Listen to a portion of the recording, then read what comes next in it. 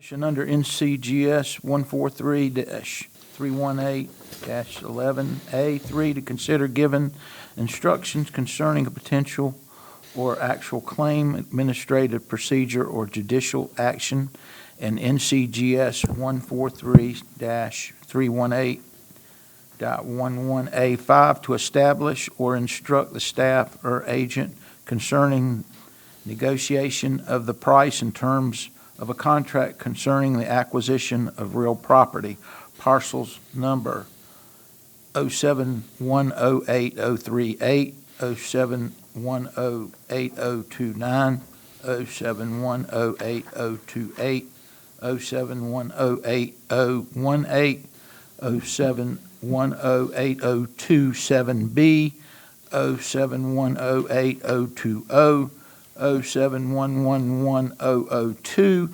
071111025, 0711110B, 7108003, 0711110H, 0711107, 071111012. Can I get a motion to go into closed session? Can you also invite Todd Hunsinger into the closed session? Yes. Can I get a motion to invite Todd Hunsinger into closed session? Okay, motion to go into closed session and to include All Todd in favor? Hunsinger. Unanimous. Now can I get a motion to go in closed session? Motion to go into closed session. Okay. All in favor? Unanimous. Motion to close closed session. All in favor? Unanimous. Can Motion- I get a motion to adjourn special meeting? Motion to adjourn special meeting. All in favor? Unanimous. Good job. All right. Got 1 minute.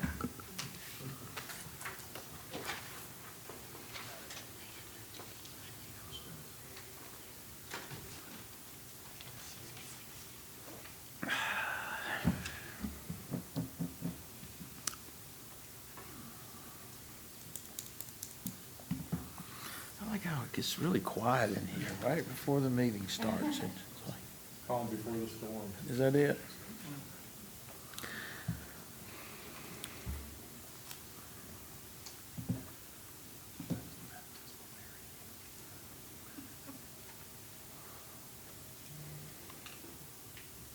All right.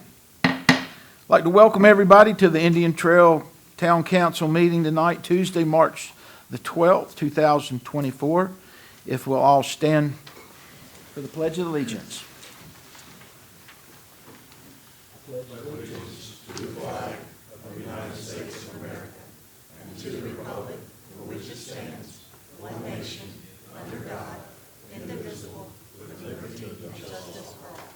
We'll all remain standing for a moment of silence.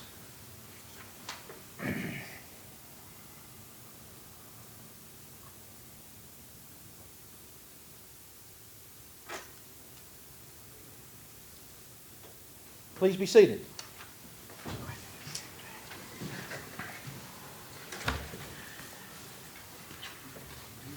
I'd like to welcome our distinguished guests tonight, Mr. Dean Arp and David Willis with congressmen or representatives of our state. Thank you for being here with us. We appreciate y'all coming. Appreciate the job you do, and it's an honor to have you. And you're going to get your chance to tell us how much money you're going to give us and all that good stuff here coming up soon. So we just appreciate you being here. Thank you so much.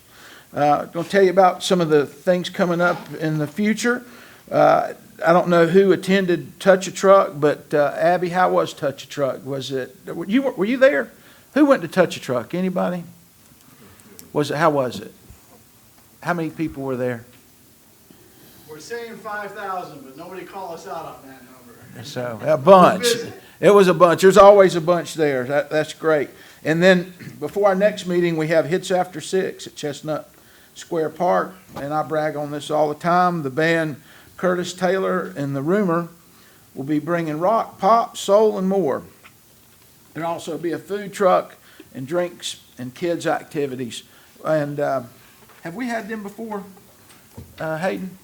No, this is our first time. So they play a little of everything? They do. Well, good. I look forward to it. And I tell you, we have a good time. I hope the weather's like it is tonight. If it's like it is tonight, we're going to be in good shape. And a lot going on. Is Hop to It before or after the next meeting?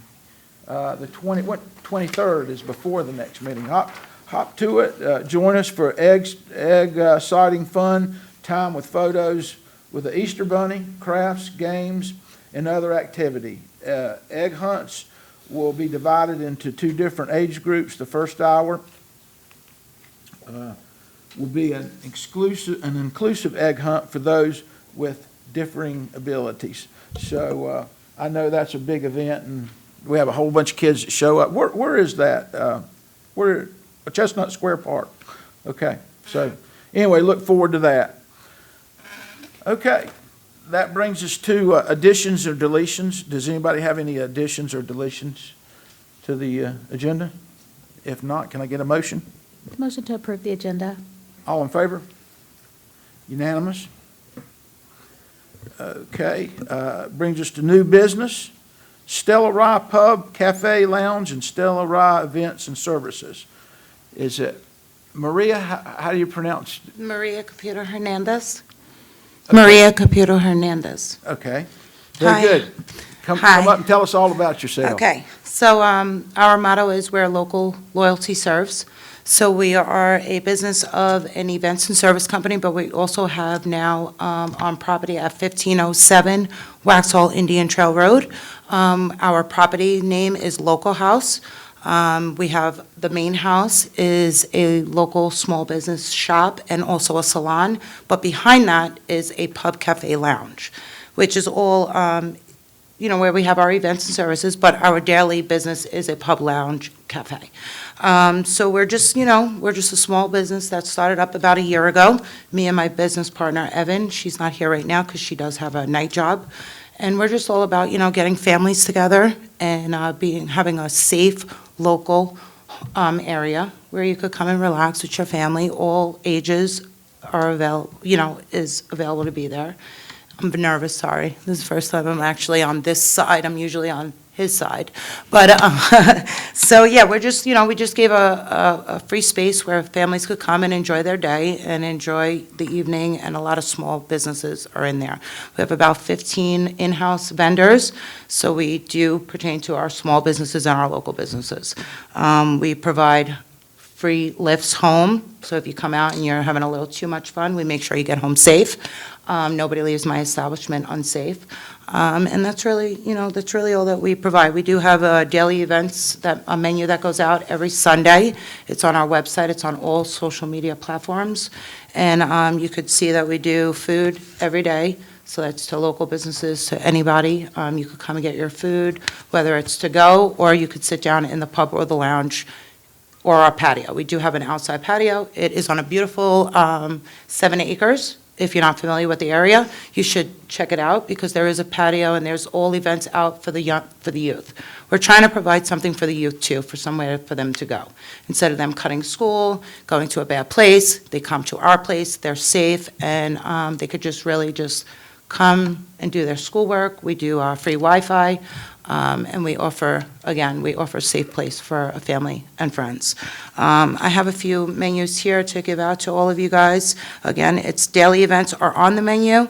So from Sunday, the menu gets on our platforms, and every day you see what we provide for food. And then our daily events as well, from Tuesday to Saturday. Right now, due to the winter, we're waiting for the spring, so it's beautiful out, so everybody can enjoy themselves. Right now, we're closed on Sundays and Mondays, but we are open for events. So our place is rentable space as well. So you could have your birthdays, christenings, baby showers, weddings, anybody. We're trying to make it so people could afford us, instead of them going to the big places where they can't afford to have a wedding or an event for their family, or even for meetings. We open our place open for that. So it's very budgeted. We do have packages, and we do have bundles available for people, especially for the people that are in need. We are working on counseling with Kimberly's Place. If you're not familiar with that, they are a very local small shop, and they also are a nonprofit organization. So we are working with them so people could actually feel that they could call us and just show up at any given time, and we're there for any needs necessary. It is very important to us that we stay small and we stay to the community, because there are a lot of people out there that are looking for, like we joked about, let's see how much money you bring here. We're not into that. We're really into just bringing families together and having a safe place for any youth and all the above. So I thank you for your time, and I think that's about it. And I will hand out, if you want, I have the menus and business cards for you guys. Go ahead, Tom. And- What was the address again? 1507 Waxhaw Indian Trail Road, right off of Old Monroe Road, right down the road. It's a Thank you. very nice establishment. If you haven't been there, you need to check it out. Right now, we only open at 4 right now, but once again, the spring hits, we'll be open at 12, and we'll be open on the weekends so families can enjoy their times. I just want to look out the window and see a family having a picnic out there, and, just enjoying our beautiful day. So I'll give this to you guys. Yeah, we'll pass it down. Thank you. There's some extra business cards right there. Very good. Thank you. Hold on, we got something for you. Don't run off. No. Now, do you rent the rooms to children too, or is it Yes, it's all the above. So we do from A to Z. We do all types of events, all types of theaters. We do pizza sips, we do nonprofit organization events. We're actually working on a huge event right now, and that's for all the first responders. So all the first responders and their families are welcome to come. We're working on that. We're hoping for a good spring day. So this way, even as our first responders, we offer them coffee. We offer coffees all day long. I'm there before we open, so anybody comes in, I've been giving a lot of free coffee and lunches out to the community, so. She's gonna take our picture. Oh, that's great.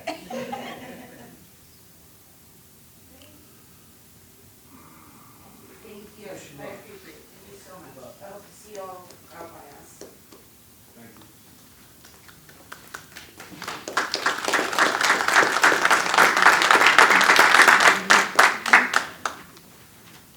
Okay, that brings us to our special guest tonight. Now, you guys want to come up together, or do you want to come up singly?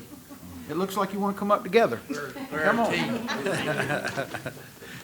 Thank you, Mr. Hart and Mr. Willis. Again, thank you so much for being here. Appreciate you. And tell us some good stuff. What's happening in the General Assembly? And All right.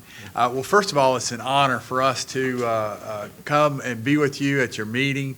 It's a privilege for us to serve, and we really want to be your partner in Raleigh, so that you understand what us, of course, and we understand what your needs are.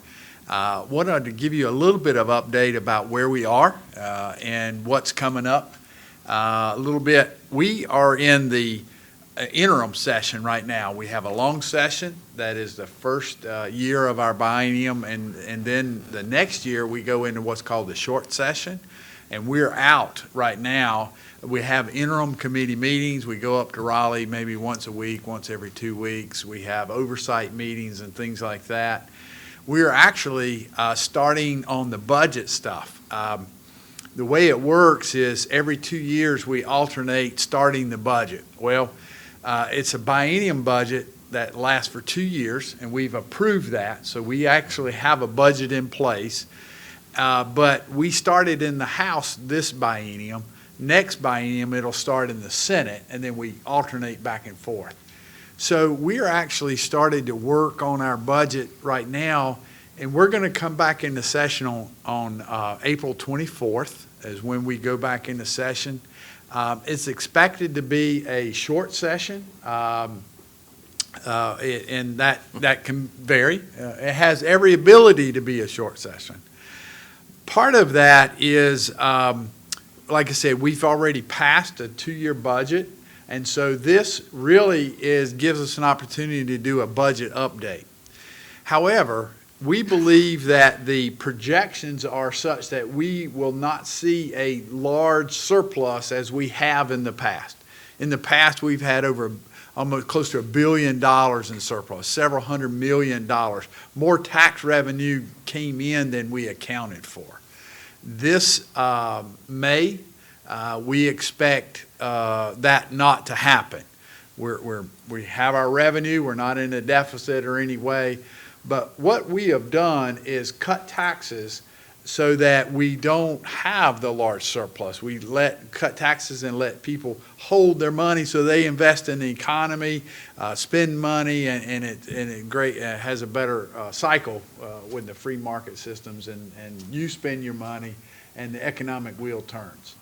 And so before we had large surpluses, like if here's where our budget is and here's where our surplus is, our tax cuts have trimmed the surpluses down to closer to where our budget is. And so, so the surplus this year is only about 150 million, maybe 175 or something like that. So we don't believe that we're going to have a lot of money to come back in and do a lot of different things. In fact, there's a lot of things that we have to do with Medicaid expenditures and stuff like that to plus up and do that. So that's kind of where we stand on the budget side of things. But we're beginning to work on that now in anticipation of the whole session coming back in April. Any updates that you want to say? No, I think you covered it mostly from a strategic perspective. I mean, this is, the short session is intended to be during the election year. Obviously, we're at a 2-year cycle, and so we come back in between the primary and the general election season in November. So hopefully, this will be truly a short session, which I don't know if I would wager any money on, but we'll see, that's legal kind now. of how that goes. That is, so go to FanDuel, and I think the odds are probably in your favor for a longer session. But no, I think the budget will be the biggest piece now. I don't see a lot of policy changes coming up this spring. I think we've covered a lot of that during the long session last year, and so we're hoping that we'll be able to get in and get the budget update done, and then get out as quickly as we can and get back to our community. I know it's important for us to be able to spend time with you guys here and understanding what's happening, and we appreciate the time back in our communities and doing what we can to serve locally, because that's why we ran in the first place. And so we just appreciate the time with you guys tonight. And like we always said, our door's always open, our phone's always available, and all you have to do is pick up the phone and give us a call. And if there's anything we can do locally to help, with the needs that you guys have, we're willing to do everything that we can. And we got a great partnership. Dean and I share Indian Trail. Also, Senator Johnson, who's not with us tonight, unfortunately, prayers for his mother, who took a fall out in Texas, and so he sends his regards and apologies he couldn't be here with us tonight. But we've got a great delegation, a great group that's looking out for Union County and for Indian Trail, and we just appreciate everything that you guys do here locally as well. Any questions? Todd? You call me? Yes. Okay, thanks. Oh, I'm sorry, I don't hear well. But, no, I just, with the budget coming up, the new one is, towns we're gonna wanna ask for things. And I just wonder maybe if you or Mr. Willis might wanna give a suggestion on how the best town could present that, or, I've heard people, other towns hiring lobbyists or whatever. Yeah. Maybe one of y'all got a suggestion on that. Yeah, I'd say, there are other municipalities in Union County that have hired lobbyists to step in and do that. I would say it's really not necessary. I think the relationship that most of us have, if you guys could sit down and come up with a list of things that you all agree upon, what are the priorities that you have, the top 10 or 15 things, and kind of send to us. Top 2. Yeah, we can sit down and kind of go through and see what's available. Obviously, there are certain things that we say that are very difficult. Obviously, roads are typically out of the budgetary process, but local projects, parks and rec, or things if you have here, local municipality needs, that we can try to work through some of those. I don't know that the expenditure on a lobbyist really is necessary. If you guys kind of come up with what your list is and then just communicate with us, I think, to me, that's part of our job, to come back and fight for you guys. And so I would say, keep that money here and using it what you can use it for here locally, and let us do what we can with, within the parameters. Dean can stretch a dollar further than anybody I've seen, so maybe we can come up with a few nickels. Well, thank you for answering that, and I just want to say congratulations on your primary wins, and appreciate everything y'all do for Indian Trail and Union County residents. Appreciate it. Thank you. And I want to say congratulations to Dean. You just had a big award here not too long ago, and Ann, I didn't introduce you, and that's a big half of you, Dean. Y'all travel together a lot, and she she is your. Yep, my legislative assistant. Actually, I just do what she tells me to do. right, So, Yeah, Keith Beeson and I family. thought so. So she's a big part of the organization. So She's the brains behind y'all the are a great, operation. y'all are a Exactly. great team. Yeah, thank you. Any other questions? We're thrilled to have you, and I tell you what, both of you have treated us very nicely as far as, every time I see you, you're very positive, you got smiles on your faces, and I know you want to help. And I appreciate what you said about the lobbyists, that you're here, that's what you want to hear from your representatives, is you're here to help us, and I think we really feel that way. And you're much appreciated. And we're going to let you know what we need some help on here after you. Well, and here in pretty all soon. seriousness, I will say, we're at a different place. We've had record surpluses, and the way we've wanted to do that is to invest back in the towns and help you do the things locally so that you don't have to raise taxes and so forth. And that's how we've spent our surpluses and so forth.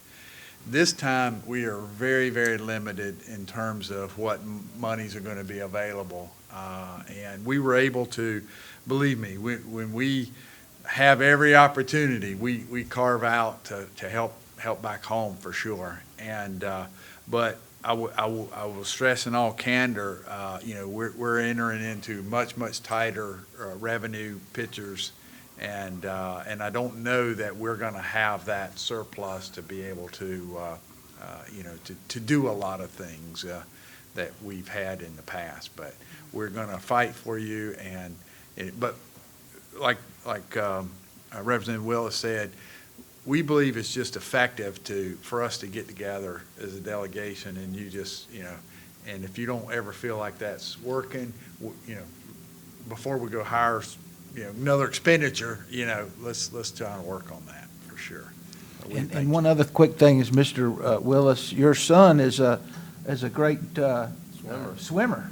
And just quickly, where is he real now as far as, he's potentially could be an Olympic swimmer, is that correct? Yeah, so he's qualified for Olympic trials in June in Indianapolis, but he's also 23-24 part of the USA Junior National team, and so he's looking to continue that into next year as well. Strong boy. Congratulations. Maybe I'll hear him up there with names like Mark Spitz and some of those guys from years back. That would be exciting. Wouldn't that be nice? Well, thank you both for Thank you. coming. We Appreciate you. it. Thank you.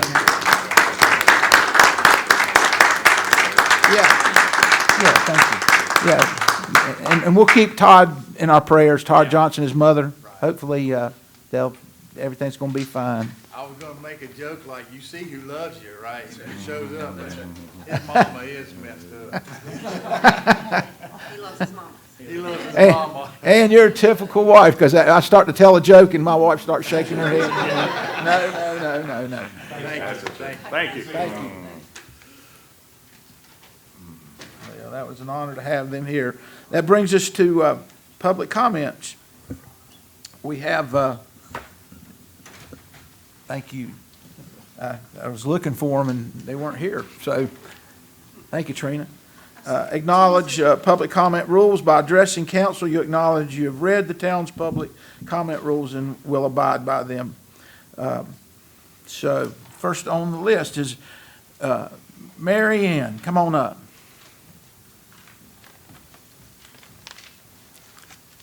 Thank you. My name is Mary Wynn, and I live on Old Monroe Road. I would like to address two things relating to the road project on Old Monroe Road. I have been involved and vocally opposed this project since the Super Street or Complete Street design came out. I think we can all agree it's a mess right now.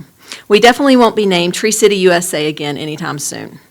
To quote from Indian Trails website, "Yard and lot maintenance is important to the health, safety, and welfare of our residents and plays an important role in maintaining a quality neighborhood appearance. Town regulations prohibit the accumulation of trash, junk, and debris," end quote. The trees and other landscape that were ripped up and destroyed the week before Christmas, almost 3 months ago, still lay in piles along the roadside. This is a horrendous sight and unfortunately only a precursor to what lies ahead. Is there something you as a council can do to at least expedite the cleanup process? My second issue is the sidewalks. It is my understanding that the DOT will fund a 5-foot sidewalk on one side of the road, but the rest is left up to the town. That is why I'm recommending eliminating the 5-foot sidewalk on the north side from at least South Fork Road to Midway Drive. Then the town would only have to share the cost with the state for the 10-foot thread trail connector on the other side. If the town is responsible for the betterments, then we as residents should have input on these betterments. If it is not deemed necessary and is not fiscally responsible, why is there a sidewalk on this span of road with only 7 single-family homes? One of the 7 houses, my dad's, is a historical house. The proposed sidewalk will come within 30 feet of his front porch. Eliminating the sidewalk would at very least give some space to the front yard that remains. I am aware of the UDO that requires suggested sidewalks or required or suggested sidewalks on both sides of the road. However, deviations occur on a regular basis. A prime example of this is a UDO that requires, or that says when trees are removed, other trees should be planted to replace those trees. Is the DOT required to replace the trees they destroyed? If so, those impacted have not been made aware of this. Plus, there's no way to replace the mature trees that were ripped up and destroyed. Many of the trees that were removed from our property were considered heritage trees and would not even be allowed to be touched by developers. For example, my father lost 16 trees, cedar trees lining his driveway that were at least 100 years old, planted by his grandfather, my great-grandfather. The town's UDO did not apply in this instance. Therefore, there are variations and exceptions to the UDO, as there could be for sidewalks as well, meaning in certain places, you don't have to have a sidewalk on both sides of the road. It is not too late for changes, as things are still being revamped. To conclude, I'm disappointed Indian Trail is contributing $5 million to this and more before it's all said and done with the betterments and maintenance. I respectfully ask that the town council review the plans and thoughtfully consider removing the 5-foot sidewalk on the north side from South Fork to Midway Drive. In addition, any support and help in expediting the cleanup of the natural disaster areas would be much appreciated. Thanks in advance for your consideration. Thank you. Denise?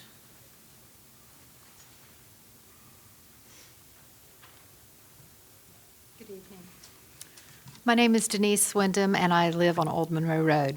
First, I want to acknowledge that the road improvements have clearly been needed to be made in Indian Trail. My husband and I have followed the evolving plans regarding this for many years. The project's plans have changed and been updated over time, and it is reasonable to expect that the project will continue to see adjustments between now and completion. With that said, I'm respectfully requesting to eliminate the sidewalk on the north side of Old Monroe Road. I understand that on the other side, the 10-foot thread trail connector is part of a larger project, but the north sidewalk is unnecessary and an expense that can and should be avoided. Simply put, why can't this and other aspects be reevaluated before committing more money so that taxpayers aren't burdened financially now and in the future by any part of the project that isn't absolutely necessary? Additionally, I would like to ask the council members for help in another matter. As the DOT had no issue taking money from the Indian Trail taxpayers, can our council members please now help us in asking for accountability from the DOT in the disgraceful mess they have left on Old Monroe Road? In December, the DOT began destruction of many trees that lined Old Monroe Road along with homes. Our family received no official notification from the DOT that this was going to happen, other than watching other areas being destroyed. The road has been described by many as a war zone or as if a tornado has touched down. There are threads on social media lamenting how awful the area looks and how the DOT eliminated the small-town charm of Indian Trail. The aftermath in some of our community members' front yards is heartbreaking. We are now at 3 months of looking at piles of debris left from this destruction. Some effort has been made to clean up the affected areas, but there is still a tremendous amount of work to be done. From a practical standpoint, these piles of woods can become breeding grounds for insects such as mosquitoes. Snakes could become an issue as well. When Hurricane Hugo hit in 1989, in the ensuing weeks, yellow jacket nests became problematic in the piles of destroyed trees, and the stinging insects became a serious health issue. With spring upon us, this is not an unreasonable concern given the present situation. Additionally, if this drags on and our community has any type of drought conditions this summer, these piles can become fire hazards that are dangerously close to power lines. concerns. I am well aware the DOT has its own schedule, and this is all part of the overall process. However, I would say that if we are expected to respect their schedule and process, in turn, they need to respect our homes and the community we live in daily. I find it hard to believe that this cannot be remediated promptly. Additionally, can those who live along the corridor not expect better communication from the state? Now, we never know what's coming next, or when, or how it will affect us on a daily basis. If basic requests such as removal of debris in a timely manner, along with clear communication, are not honored at this point, I cannot imagine what our community will face over the next few years as this project drags on. Please help us, and please be our voice in this matter. Thank you. Thank you, Ray.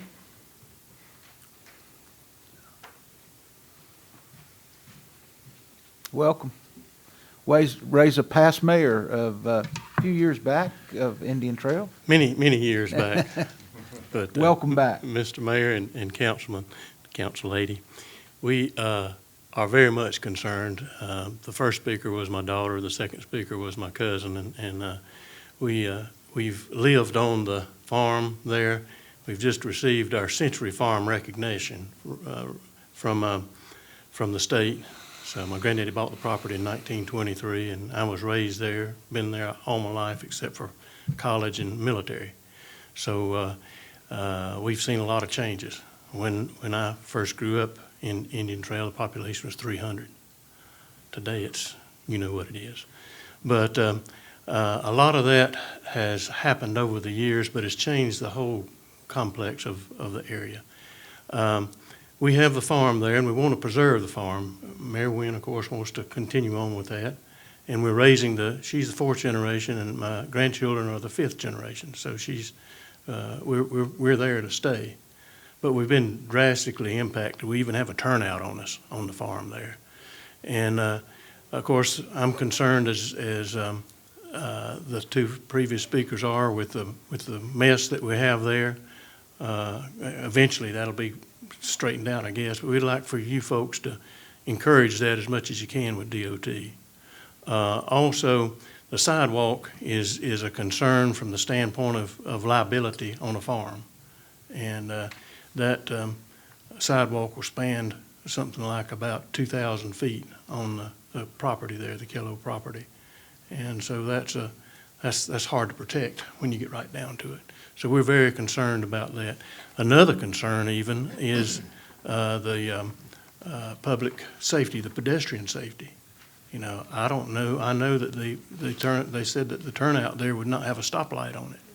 So how can folks get from one side to the other? But if they could, that would be a good way to move them from South Fork Road to Midway Park area there.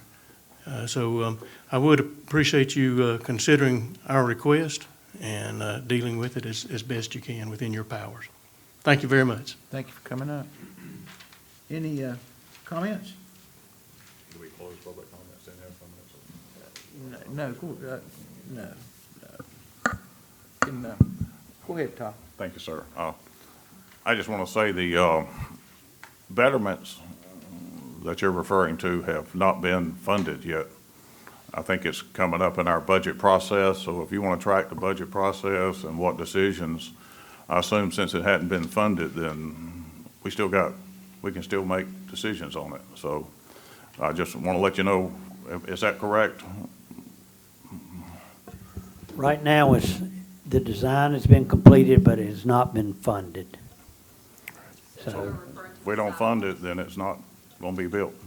that's my understanding, unless Mr. Hunsinger Okay, so, has additional words, or Mr. yeah, Wadowitz. So it's a yes or no question. Yeah, so If we don't fund we it, can't do it unless it's funded. okay, fine. Okay, well, if it's not funded, then we just get to whatever the DOT does. Thank you. You know, David, is all right? Go ahead.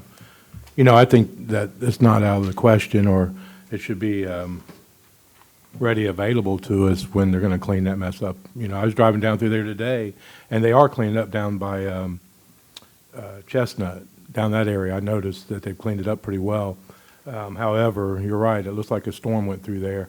I don't know how it missed power lines.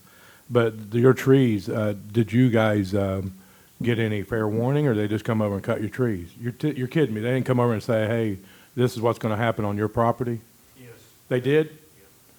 Okay, well, But it was very vague. I had to approach them. and they was- We were not contacted. wow, that's incredible to me. of their argument, and, You know, I think we can probably get information, Mike, you know, and perhaps put it on our Facebook from NCDOT, where, you know, what the timeline's going to be, the expectation, barring weather, of course, you know, on the cleanup, because it is a disaster in some of those front yards. I couldn't believe how close some of the houses, their front yard was like this big, you know, from where they're working. I get it. It's going to not be that close, but, yeah, but I think we should be able to publicize something on our Facebook page or town website or what have you. Okay, guys? God bless you. I feel you. very limited. Yes, sir. Dennis? I'm being impacted probably as much or more than many people with my parents' property. But I look back 20, 25 years ago, and we were all trying to keep the density low in this town.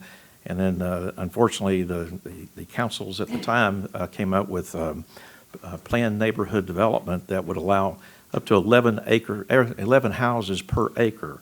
And floodplain area would be figured in as part of it to make it quote-unquote R20. So unfortunately, we're all paying the price for what these past councils have done. And, you know, we're stuck with what we're going through now. We can't handle the traffic, and they were told years ago. So I can't get DOT to answer to me. You know, we just, unfortunately, the chickens have come home to roost. And we can do all we can do, and that's it. Anybody else? I will say this to Mary Wynn and Denise and Ray. I will call to Brett tomorrow, Brett Knight, who's the head of all of the what's going on over there, and I'll ask him about how quickly, or tell him that we need that cleaned up ASAP, and find out from him what their schedule is or what their schedule might be. But listen, we don't want you here, you know, telling us that, because I don't blame you, because if I lived there, I'd be doing the same thing. So I will let y'all know something tomorrow. Hopefully he'll call me back, you know, and he usually does. But if you don't hear back from me tomorrow, it's because he didn't call me back. As soon as he calls me back, I'll let you know and tell him that I know one of your neighbors who not neighbors, lives on up the road, and I'm not going to give her name, but then I see Mary Wynn smiling and Ray smiling. But I think this person was out there before they ever come down and kind of demanded that they get the trees off their property, and I think they did. But I see you smiling. They may have, and anyway, I think y'all know who I'm talking about. But anyway, great person. Thank y'all for coming. Appreciate you being here. All right. That brings us to law enforcement. Deputy Norris, are you going to fill in for Andy tonight? Yes, sir. Well, you're welcome, and thank you for being here with us. I might trip in them. For those of y'all that don't know me, I'm Lieutenant Coy Norris. Recently been reassigned over to Indian Trail Division for patrol. And I figured out quite quick it's a happening place over here. As far as the incident reports, the wrecks have stayed for February. Stats on the wrecks have stayed high, as I'm sure they usually are, averaging approximately 70 plus traffic crash investigations. And then property crimes, we're looking at approximately 38 reported cases investigated for property crimes. That's not including the self-initiated traffic events and investigations attempted as well. So, do you have any particular questions as far as Anybody the have statistics? any questions? I just want to tell you thank you for all you do. We feel safe. I hope so. I Todd? would, Oh, I thought you was raising your hand. No, we feel safe here, and y'all make us feel safe, and appreciate what y'all do for us out there every day. thank y'all. Thank you. That brings us to the consent agenda. Can I get a motion for the consent agenda? Motion to approve the consent agenda. All in favor? Unanimous? Very good. Brings us down to old business. Agency donation request, vote Kimberly's Place Foundation. Do we want to have a discussion? Nobody's going to come up. Is anybody ever going, no, I guess not. I guess this is up for discussion.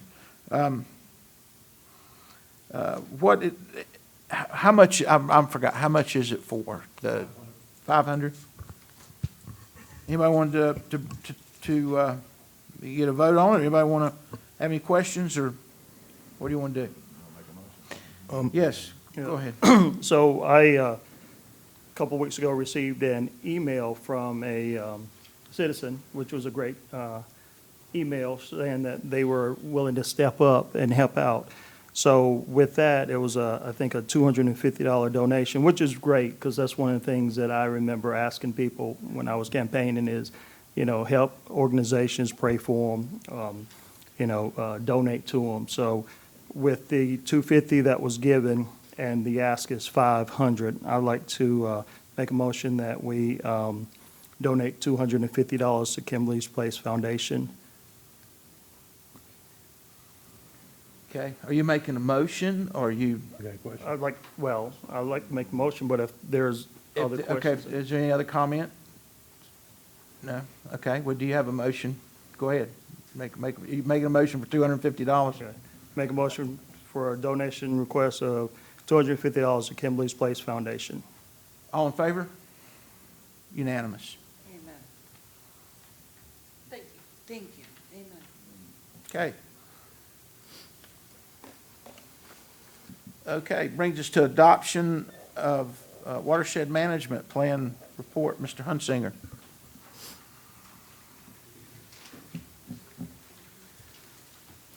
Mayor, Council, like I said, we had a presentation y'all were presented to last meeting. We put the report in the agenda packet for y'all to read over the weekend.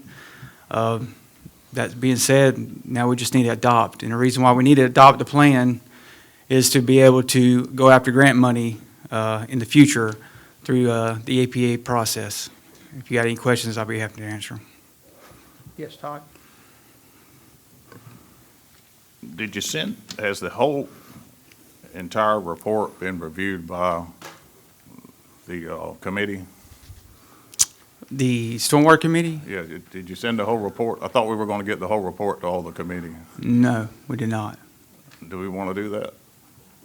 Well, again, it's really the summary report of that, of the final report. And so it's not, we didn't present the full detail of everything that's in aspects of that plan.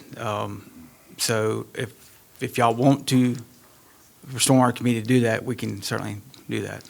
Well, we got a group of engineers, and I don't know. I think when we were at the meeting, we were going to do that. Was the discussion. I don't recall that. But I thought they were going to review it.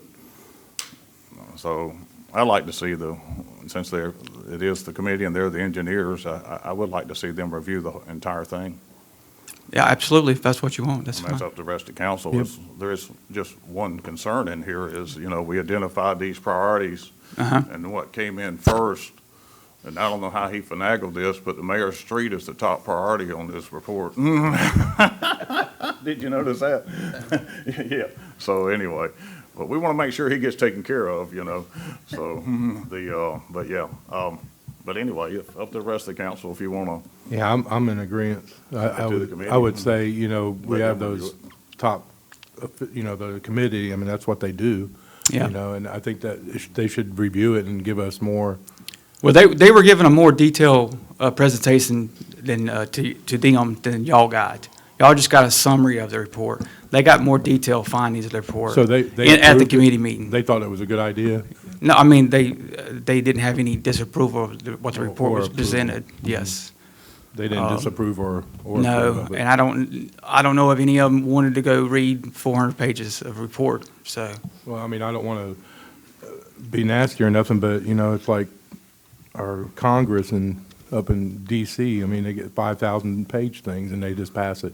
I think that we would do our due diligence and ensure that we're adopting something that's cost-effective for the citizens rather than just committing to $17 million, you know. Yeah, yeah. Well, again, we're not, that report is not saying you have to go out and fix this. It's the, identifying problem areas, yes. And you can go after grants to fix those problem areas, but if you don't have a problem currently, you don't have to fix it. So it's time of the essence right now. Yeah, basically. yeah. I mean, Trying it's a to get- scheduling thing, Thank you. but yeah. So what I'm understanding, oh, sorry, go ahead. What'd you say? So what I'm understanding, basically, in order to go out for the grants, we need to adopt this so that we can try to get some. Correct. A public official needs, yeah, a public agency needs to adopt this, yes. Well, pretty much adopting it doesn't really commit us, we're just kind of agreeing with it, and the committee can. Right. review it. It's an instrument to be able to go for funds that you may not have in the future. So it's- And then, you know, the only other flip side of that is the committee only meets like once a quarter, so I don't want to put it off a long time either. Right, right. So if you want to, just go ahead and then the committee can read the whole thing, and if they got suggestions, then we can go with those. Yeah, I mean, they may find minor discrepancies here and there. I'm not sure, but from what the consultant done, he stands by the report. So that's all I can tell you. I mean, Yeah, 'cause I was there and they presented it. and Yeah, They yeah. wouldn't give us copies. if you want me to print out 400 pages, I'll be happy to do that. Yeah, but if, yeah. So, yeah, I'm for, according to what you explained, I'm okay with. Yeah, again, it's an instrument. It's nothing set in stone. Todd, what's your recommendation? I Oh, mean, I'd recommend that you. to me means more I than recommend anything. you adopting the plan, and then, and then once we get involved with some of these projects and start talking in depth about them to the SOAR committee and to y'all, then, we can have a debates on, do we want to spend money? But really, this plan, all it is an instrument to get the money. That's all it is. Clarence? When is the next stormwater committee meeting? April. Yeah, and so we'll have that, I do a yearly report, so I always present that to the committee in April, and then we'll have the second meeting in April. I'll come to y'all and do the year-end report for the committee. I'll make a motion. Okay. I make a motion to adopt the watershed management plan report as presented. All in favor? Unanimous? Thank you, Mayor, Thank you, Council. Todd. Brings us to the ADA transition update. Mr. McLean.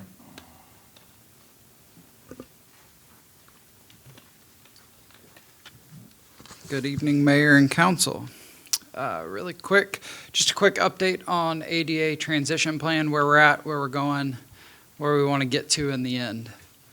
So you've probably seen some graphics start to come out. Abby's been so gracious to start pushing out some information out to the public for this plan. But if we look back and we look at the background and the reason why we're actually here and doing what we're doing now. So the Americans for Disabilities Act came out in the early 90s, I think. Yeah, 91-ish, 92-ish, something like that. It's civil rights, it's around the civil rights laws, and the reason for ADA accessibility across all facets. That's everything from sidewalks to park facilities to how you use this facility to the website, how you can read the website or it can read information back to you. Could be anything. So part of in this assessment and this study that we have to do is that actual self-assessment. Then we'll put together a transition plan, or our consultant will. And then they'll look to make reasonable modifications both in the public sphere. Think about your sidewalks, your roads, your connections, your crosswalks, things like that.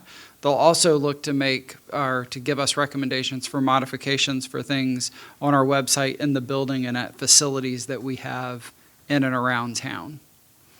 The town is behind in the process for where we need to be at in this plan. We talked to y'all about that during the FY24 budget process, and that's the reason why we pushed this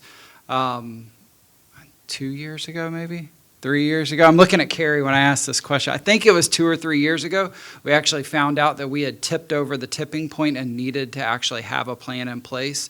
It's federal law that we should have one in place.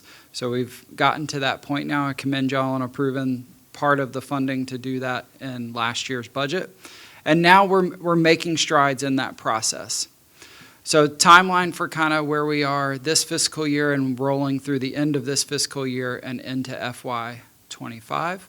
So in FY '24's budget, y'all approved roughly, for round numbers, about $60,000.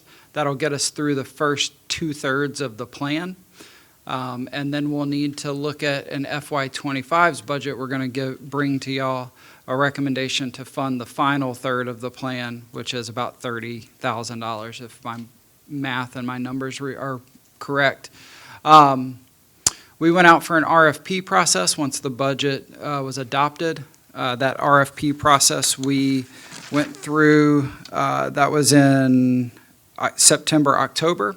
We came to council in November timeframe for approval for who we were going to use for a vendor. Since then, we were doing a little bit of negotiation and back office stuff with them. Myself, Carrie, and Abby's been helping us a lot. So we have met with them, and they have kicked off this self-assessment process. What that process means is in the back of the room, you will see there's a flyer. Anybody that's in the room who wants to grab one, they can. If you scan that QR code, you can go online and take a quick survey. I think it's 5 to 10 minutes. And that information will help our consultant for where they need to look at. What kind of hindrances are people seeing in the town? Is it crosswalks again? Is it that they can't read signs? Is it could be something related to some information or a program that's offered by the town? It could be anything. But it's got a list of questions there for anybody to answer. That'll help them to shape what that self-assessment will be. And then they'll roll into that implementation and giving us those recommendations. So everybody, please scan the code. Please take the survey. Get it through to as many people as you can. Abby's pushing it out a lot in newsletters and weekly reports at the end of the week and different things. So please click on it. Please take the survey. Thank you. Any questions? Adam, thank you. Yep, always. Brings us to new business. Council priorities retreat recap. Mr. McLaurin.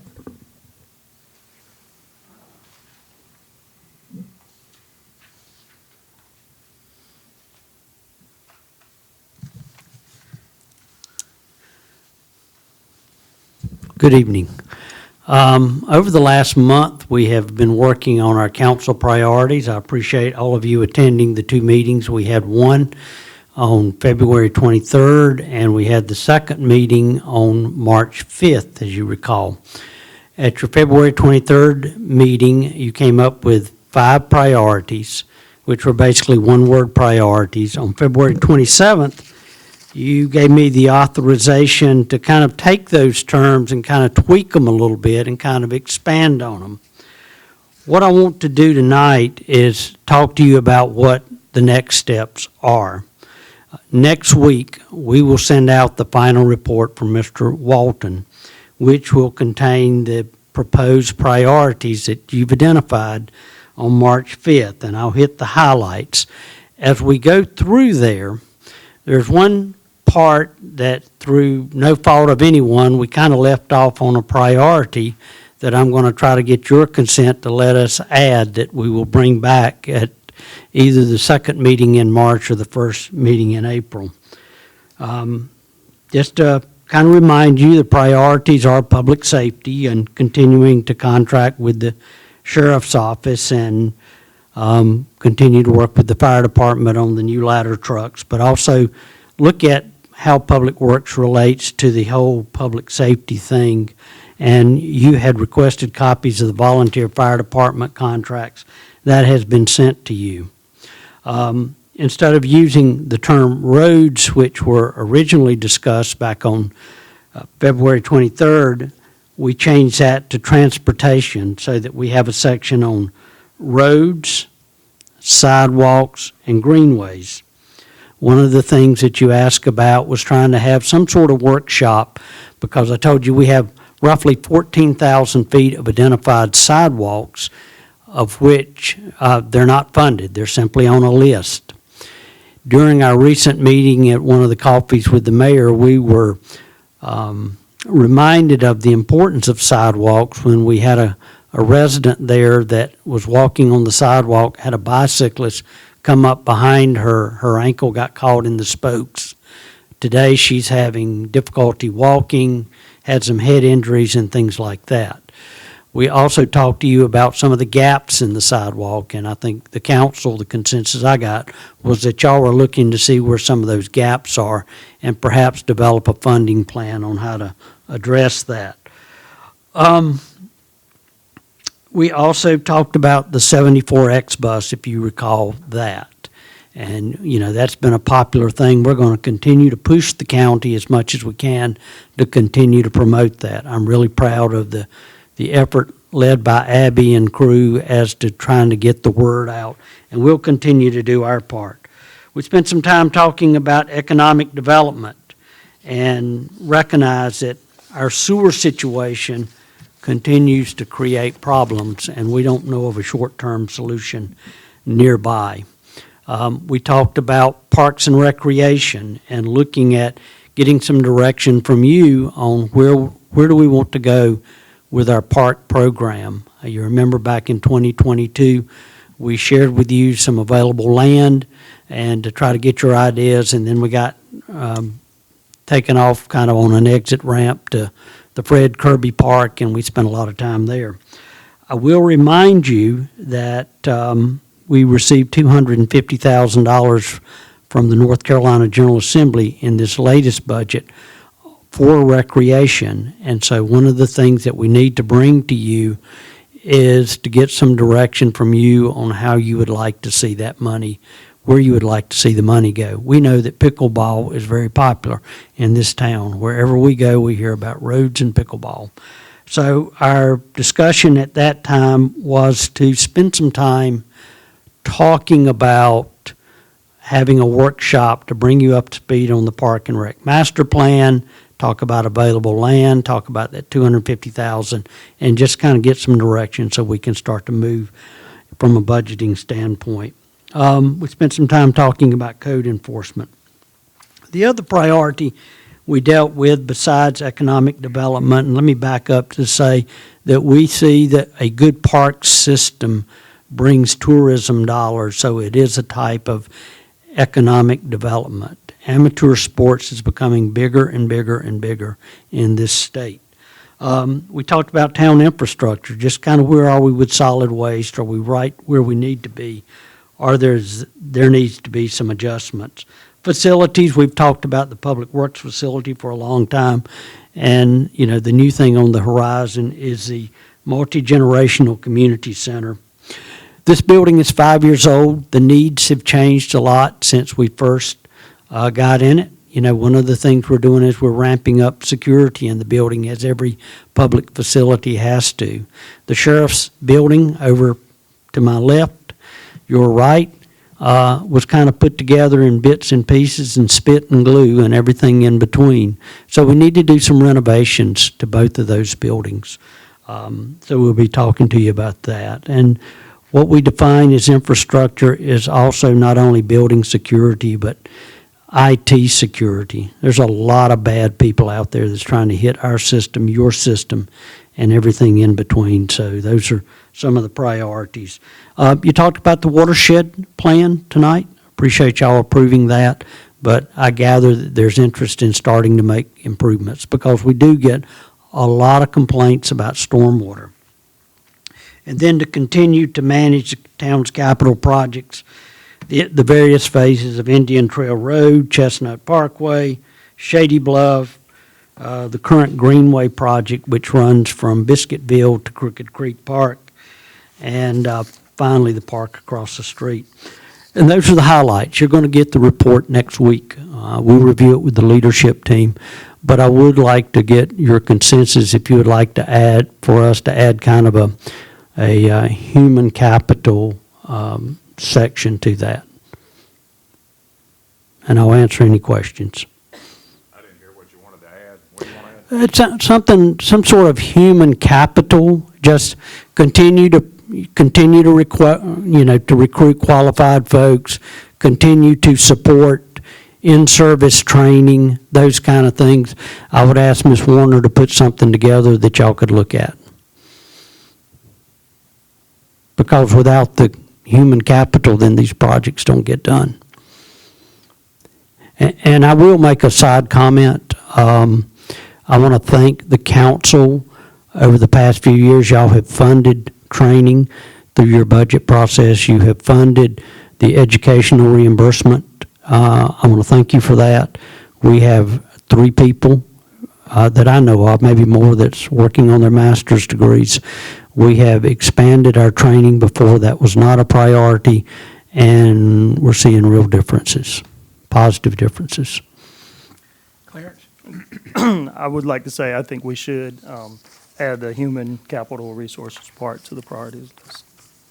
I think it's a very important thing in today's workplace, especially. I'd like to see us raise the human capital with our police force.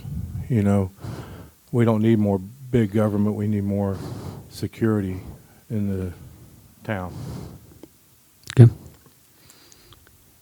I'd like to say, I don't know what you're talking about, big government. You're growing town hall. You know, you want to grow town hall. We have the smallest, Then we're going to outgrow the building, that's what my point is. we're outgrowing the, oh, gotcha. Yeah. I gotcha. I Yeah. didn't quite understand that. Yeah. Go ahead. I'm okay with the human capital. Are we done with that topic? Yeah. Moving on. One thing I think, after listening to the state reps, maybe we could incorporate into this is what I think Rep. Willis mentioned, was maybe putting together a list of highlights of priorities that we would like to see them try and fight for us in the budget. Maybe as opposed to hiring a lobbyist or something, but maybe we could incorporate that, or, because I think in talking to the representatives, that they kind of got a better idea of what we ask for. We can ask for something, but they can give us a priority of, you got a better chance of getting this than this, and they know, so maybe if we could incorporate that in, and if we could have a designated, like, council get through a workshop or something, or we can incorporate that in, and then maybe once we get something, then get the mayor or a designated person to talk to the reps and say, hey, here's what we come up with. What is our best bet of asking for? And we might want to shift those around based on their input. Okay. I mean, is everybody kind of okay with that? Or, that way we're working with them to try and prioritize money through the state budget. Because some of this stuff is, like, if we want to build our own roads or whatever, we just can't do it without help. Can I comment on that? Yes, sir. Okay.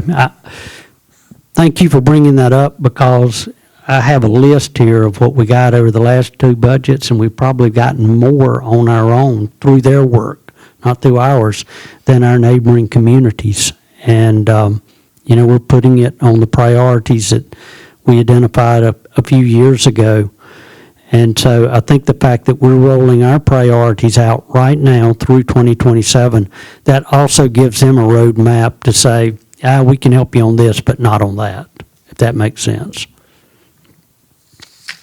Very good. Any other questions or comments? Okay, so just to close this out, we'll put together a human capital part to this plan, and we will also send you the report next week.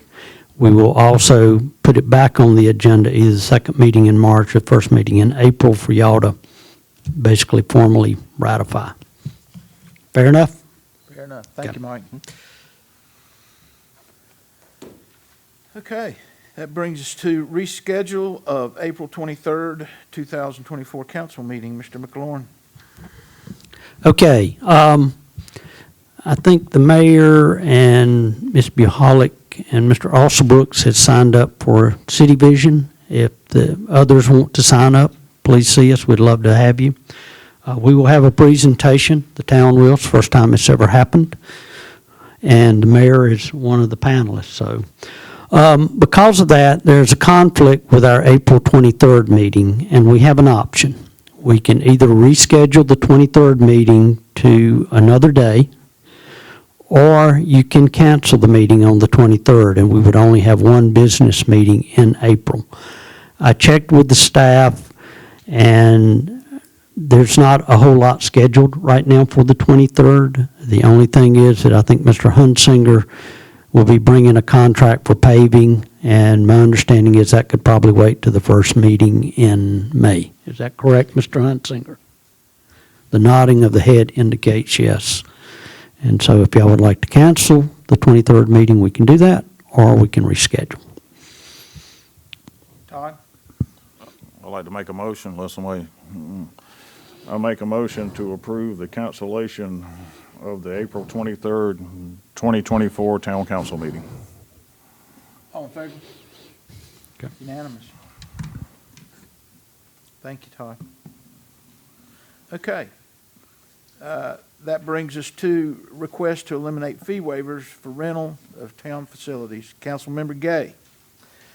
Yes, we've had a lot of discussion about this subject, and unfortunately for the Parks and Rec Division, those folks, it ends up on their back, which really isn't fair. But anyway, I would think that any organization of substance would be able to pay what the general public has to pay for rooms.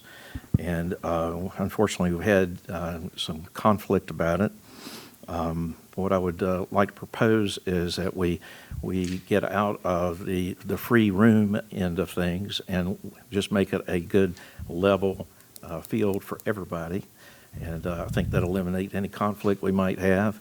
We do have fraternal organizations, and they would be exempt from that. Nobody's paid. They all put everything back into the town. And so I would like to make a motion after discussion about getting out of the free room into things. Any comments? Go ahead, Claire. Just, excuse me, question. The fraternities we're speaking of. It would be Rotary and Lions Club. Okay, thank you. They nobody takes an income from it. The dues are paid by the people who belong to it. They pay dues to belong to it, and everything. I mean, I've been out in front of grocery stores in 100-degree weather, taking up money for blind and also diabetes type people, and so as long as there's no income being paid, I think then that should be allowed. Todd? The council doesn't waive the fees. The policy states that the Park and Recs Committee is the one who makes the decision to waive the fees. I like citizen input. I think there was talk by the staff and the town manager that they were putting together something to take to the committee. Rules of procedure allow us to take this and send it to committee. I think it's fair to the staff, and I think it's fair to these citizens who are on the committee to decide to eliminate the policy, change the policy, or keep it as is, and then send it to. So my motion would be to send it to committee and let them decide, and then come back to us if they want to increase it. I think that way we get a better citizen input on this. So that's my rule. That's my motion as per rules of procedure. We Any have more suspended. discussion? Go ahead. We've suspended rules before. This thing has it's been beat to death and discussed and discussed. And one of the problems that a lot of people are complaining about here in the town is that nothing gets done. So there's things that we need to get off the table and quit beating the dead horse, so to speak. Not just this one, but other things. I'm not And suspending we the need- rules. I'm doing a rules of procedure. I'm not suspending the rules. I'm abiding by the rules. We can suspend the rules, I think. Not a suspending of the rules. There's a Mr. Attorney. motion. You want to make a motion to suspend the rules? Yes, I do. Okay.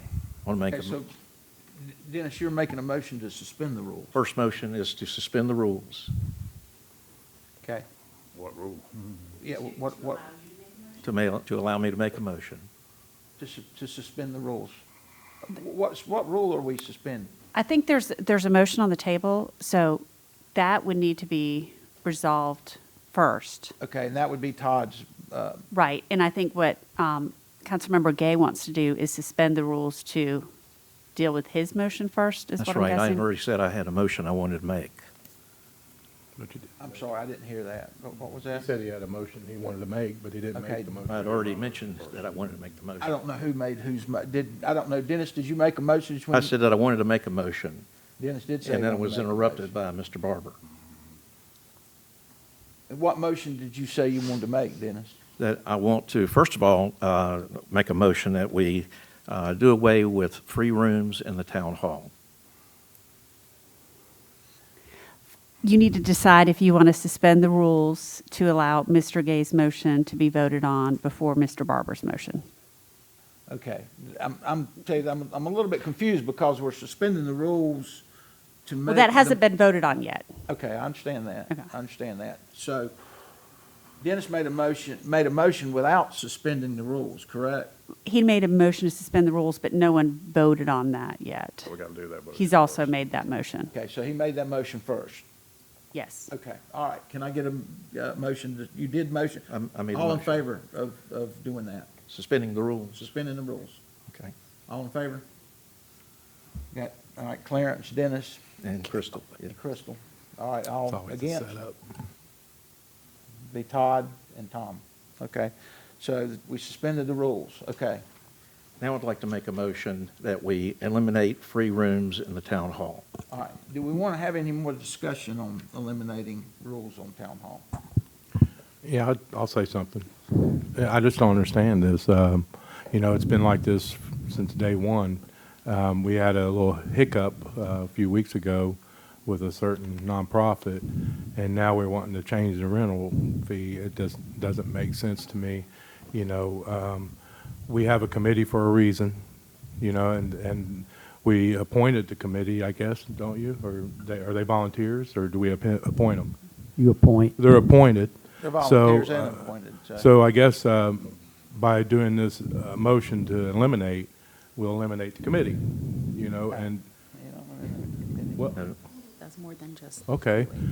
All right, well, we'll eliminate the fee waiver. I don't know, it just doesn't sound right to me.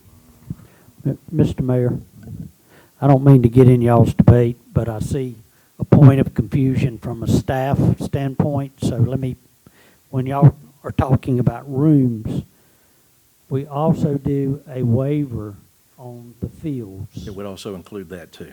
Okay, so if you're talking about just the rooms, or are you talking about the fields? I believe you're talking about just the rooms, No. correct? Field and rooms. Now, We need to get out of the free business. So, We make money off of it, do we not, on the field rentals? Not if you give it away. I mean, that helps pay the utilities, so forth. Well, what we do, and Hayden may have a couple comments that might be helpful to you. We have a process where people can apply for a fee waiver on not only the rooms, but to rent a picnic shelter or the park or something like that. So we just want to be clear. The other thing we want to be clear on is whichever way this thing goes, if you're going to allow the civic groups, whatever they are, I think it's important to keep those in mind. And I think the third thing is, it's important that if the town of Stallings calls us, like they've done before, and say, hey, we're having a budget retreat, can we use your conference room? That we want to help neighbor to neighbor, including the sheriff's office. So those are the three things, and with the consent of the council. Can I- Municipalities, I think Yes. that's fine. Go ahead, Todd. The fee waiver is part of the policy as far as renting all the fields and the rooms, correct? So Correct. basically, if we just can't eliminate the fee waiver without amending or changing the policy, correct? Correct. Okay, so. That's what we're So the doing motion today. just to eliminate the fees isn't prudent. It's just not a accurate motion. I mean, so we either got to vote you'd have to put on here to either change the policy or amend the policy, correct? Voted to no longer have fee waivers, then we would bring you back a policy with those changes. So we would have to make a motion to redo the policy. Yeah, that's what we'd be doing tonight with my motion. Well, Hayden, how many freebies do we give away a year in all capacity of the facilities that town owns? Sure. So appreciate the question. Just to shed some more light, if you will. The fee waiver policy currently applies to any town-owned property that we rent out. Fields, courts, rooms, shelters, across the board. When we updated the policy back in 2021, we were kind of specific about that language, understanding that we may bring on additional facilities in the future, and they would automatically kind of fall under that policy, if that makes sense. No need to, hey, we opened up a shelter B, come in, whatever the case may be. So currently, the policy, as it is written in red now, allows for 5 fee waivers per year. So that is up to 5. That doesn't mean, that we are going to grant 5, doesn't mean that we're going to grant 1. Whenever something comes in, the committee reviews it, they can approve it, they can deny it, or in the past, they've kind of tabled it and said, hey, I need a little bit more questions about that. Now, the fee waiver is different from our fee schedule. So if we eliminate the fee waiver, we still have the ability to charge folks to rent the shelter, the field, the court, things like that. So it's not doing away with fees in general. That's at least how I see it. The fee waiver is one thing, and the fee schedule is another. I don't think we need to touch the fee schedule as it stands now. That's part of the budgeting process that will come up before you all. Another question, Hayden. Now, other towns, this is typical practice, correct? Fee waivers in general? Yeah. Matthews, they do theirs, I'm sure. Speaking with others, we seem to be the outlier in this, meaning that we have a policy and that we waive, and there's a procedure for waiving fees. Speaking with other staff, speaking with other directors, around the municipal world of Union County, they do not have this. Now, I'm not saying that they don't partner, whatever word you want to say. Like, again, the sheriff's office is going to host something up in a couple of weeks for a training. They're not filling out an application. They're not going through the fee waiver. They're not going through, they say, hey, Tabitha, we need the room for a training. Can we get it? The answer is yes, because we have that kind of established relationship. But I'm not aware of any formalized policy that is in place from Stallings, Matthews, Union County, others. But those towns, people have to rent them, don't they? Correct. So yes, they might not have a fee waiver, perhaps. I mean, we don't. But with a policy to get rid of it all the way is not conducive, I don't think, with room rentals. I mean, or and again, park rentals. This is where I'll ask you guys for a clarification. I do not believe that we're discussing getting rid of rentals. Yeah, we are not. I think we're discussing merely striking the fee waiver policy from that, which is, again, only up to those 5. So, Susie Jones can call us tomorrow and try and rent the shelter. We will still continue that process. We'll still host tournaments under this. The fee waiver is only if someone wants to rent a community room, happens to be a nonprofit or similar designee. They complete an additional application that then goes to the Park and Rec Committee for a yes, no, up, down vote. I just want to put in a couple of comments of kind of how I feel about this. I think that it's on, is it not? Okay. Okay. I think that the fee waiver leaves the door open for people to feel like we're being biased for one organization over another.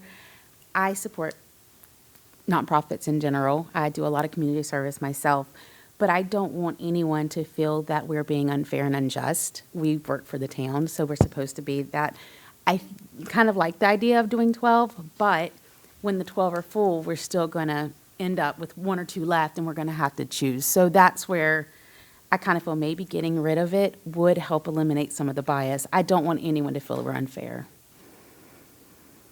Okay, and It's, go ahead. how do we ever, whoever came up with the fee waiver and why 5? I mean, you know, it's kind of like it's here but then it's like, when you sit here and say limit fee waivers or don't, or, you know, don't, you know, charge everybody. I mean, we have traditional people here that get the room for free, and, I mean, I was, you know, 3 years, I was a Lions Club president or acting president, and we got the room free, and had a concert over here, and that's probably was the least attended concert in the history of Indian Trail, if you remember that, you know. But, I mean, you know, I want to protect people that we got a tradition with also, so that's not built into the policy. So if you sit there and you do language that we're just eliminating anybody getting something free, then, you know, I don't want that language either. That's not what I said. I said that fraternal organizations such as Lions Club, Rotary, people who are not paid an income, who contribute or pay dues to be part of it, and they spend the money they collect wherever they may get it, with barbecues or in front of grocery stores, soliciting donations, that goes back into the here in the town for the people. We need to make it a level playing field where anybody who wants a room comes in and pays the fee for the room, and there won't be any squabbling, whatever, about who gets a free room, who doesn't. Let's get rid of this. We can see how much time we're spending on this right now, and this continues to go on. I'm going to make a comment before you do, Todd. I believe Mr. Barber had made a suggestion at our last meeting that we give a fee, that we maybe put something in writing for the Rotary Club and for the Lions Club. Make that part of the policy that they get the room for free. Go ahead. Would it be just better to put in the policy fee waiver or room rental, whatever, would be at the discretion of the Parks and Rec Director or the Parks Department, or, I mean, that way, I mean, you know, like you said, you know, I mean, it's like, you know, from that standpoint is, you know, like you're saying is, well, you know, we got a relationship, we got a partnership, or we're working with the sheriff's office, so, I mean, I'm just be perfectly happy just to defer this to the staff. So I'll make a comment, and I'm probably out of place doing so. One of the reasons that the decision was kicked back to the committee, you know, Todd, you could say, hey, now I want to rent the room. And I said, you know what?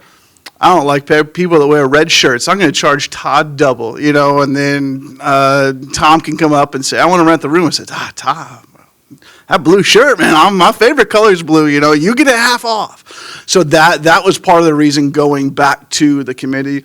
I am in agreement that if we want to carve out, you know, and specify for specific groups, again, I don't think that it needs to be a grocery list.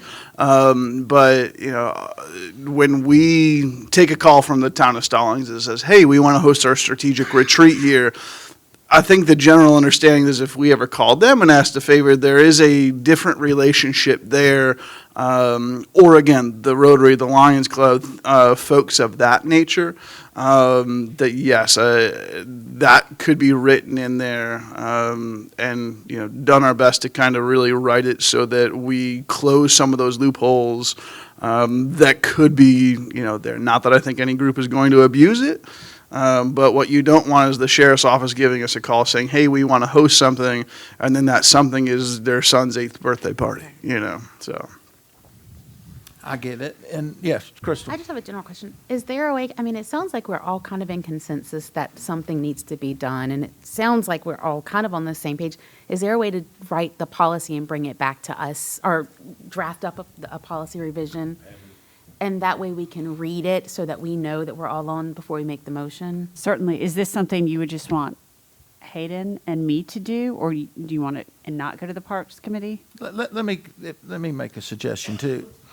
Let's go back to, there's a reason we're doing this. There's a reason we want to do it. And one of the reasons is, of course, it was the decision was made by the Park and Recs Committee. Okay, and they made decisions where they gave waivers and they didn't give waivers. And then there was an accusation, and there were accusations that we were showing favoritism.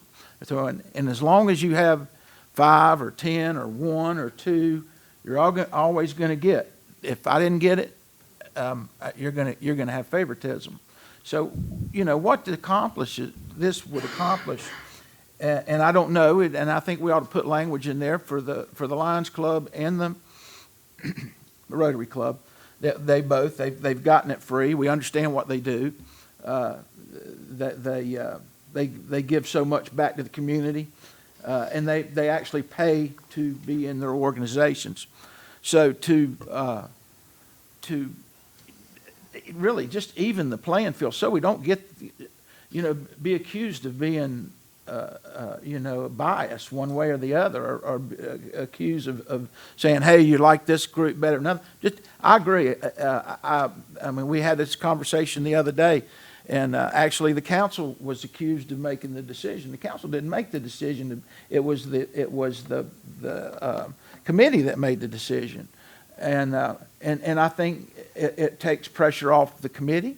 I think it takes pressure off the council. If we all, and let's face it, I know the gentleman that ended up giving a $250 donation actually was a very nice man that gave money, the $250, but said he also didn't agree with the town giving, and this isn't just another way to look at it, the taxpayers' money to choosing who, or the committee choosing who to give the taxpayers' money to give them a discount or take off, period. So if you get rid of the waivers, if you just get rid of it, then everybody plays on the same playing field. Exactly. So my thoughts are that if you eliminate it, then you eliminate the choice. Then whatever that organization is says, okay, well, Indian Trail free waiver is not an option. Let me look at something else. So I would be more in favor of whether we table it or whatever we do, is I think we should eliminate it as well. So, and then we're go ahead, last comment. Well, does the staff think the waivers is valuable, or is it just not that important? I mean, that's kind of. Sure. It had to come from staff or someone, like you said. And, Sure. So I'll give you a brief history as I understand it. I mean, it's just kind of really yes Yeah. or no. I mean, you think it's important, or is it? You So- think it's valuable to what you do? The staff and the council, the staff and the committee has followed council and mayor direction. This came about under the previous park and rec director, under the previous mayor. When Mayor Alvarez was alive, we all know he was very, very active in the community. He would call us and say, hey, can XYZ do PDQ? And we say, oh, geez, well, waive their fee. And then it kind of put us in a weird spot where the group would call us and say, well, the mayor waived the fee. Well, so that's kind of how this came about. Was, the mayor at the time wanted that ability to at least funnel them through a process. So that's where this process has come from. Again, staff and the committee will work at the direction of council and work through fee waivers or not have fee waivers. I see both sides of the issue. We have a motion on the table. Put the motion back up, please, and go ahead. Would I first start with a motion to suspend the rules? Okay, all in favor? That's been voted on. We've already done that, Yeah. okay. Okay, all right, we passed that.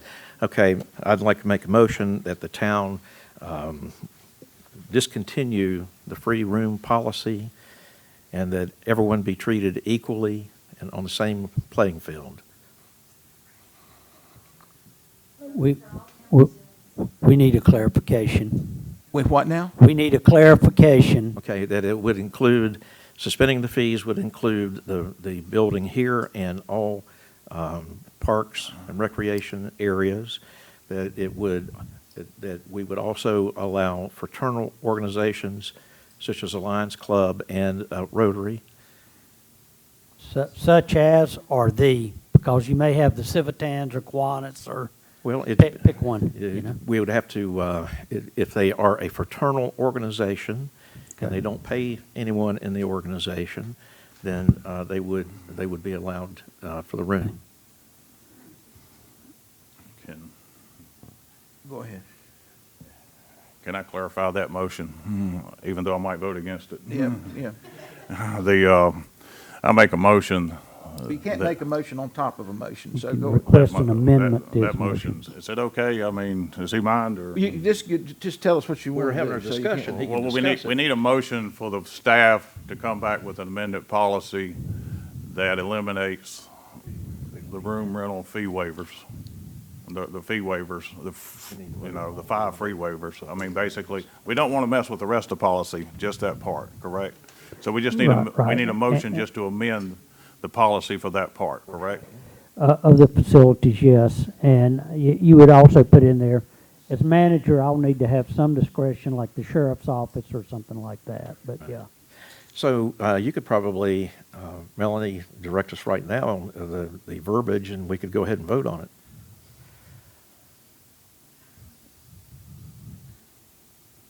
On the motion or the verbiage of the policy? Because I don't have the policy in front of me.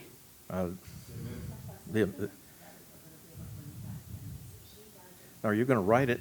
Are you going to write the amendment? I will redline the policy so you Right. know exactly what is being taken out and what additional language is being added. Okay.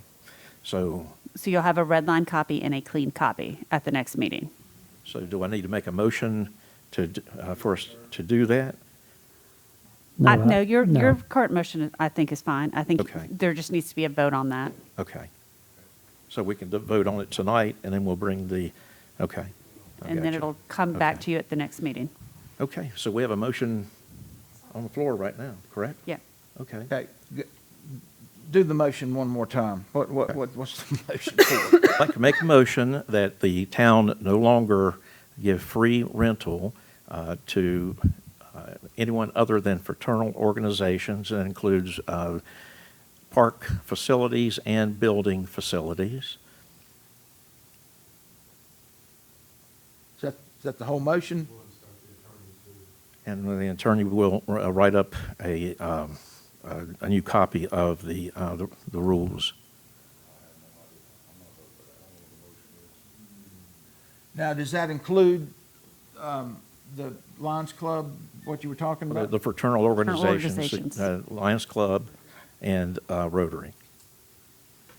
They have a level playing field. There won't be anybody claiming that they weren't treated correctly, and it'll get, this comes up all the time, and we've got a couple of them, of our council people who say that we don't get anything done. Let's get something done. Okay, got a motion on the table, all in favor? Okay, we got all in favor except for Mr. Barber. I have no idea what that motion was. I'm not voting. Well, I didn't say all against, so all against. I'm against. Okay, all, so, I'm not really sure what the motion is. okay, so, 4-1. Okay, that brings us to, the next one is request to eliminate agency donation and sponsorship policy. Councilman Gay. Yep, we also, one thing I want to point out is last year, we gave over $1 million in ARPA funds to nonprofit organizations, such as Food for Families, $290,000. Cameron's House of Hope, $194,000. We also, and there were many, many others that, were in the charitable type thing. We also gave the Indian Trail Athletic Facility,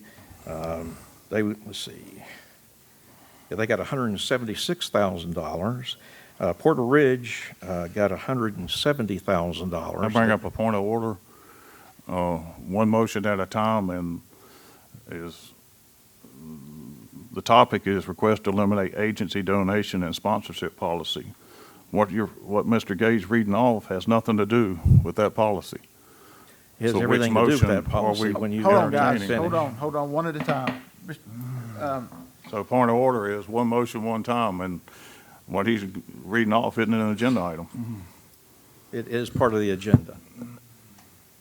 All right. In other words, we've been very, we've done our part.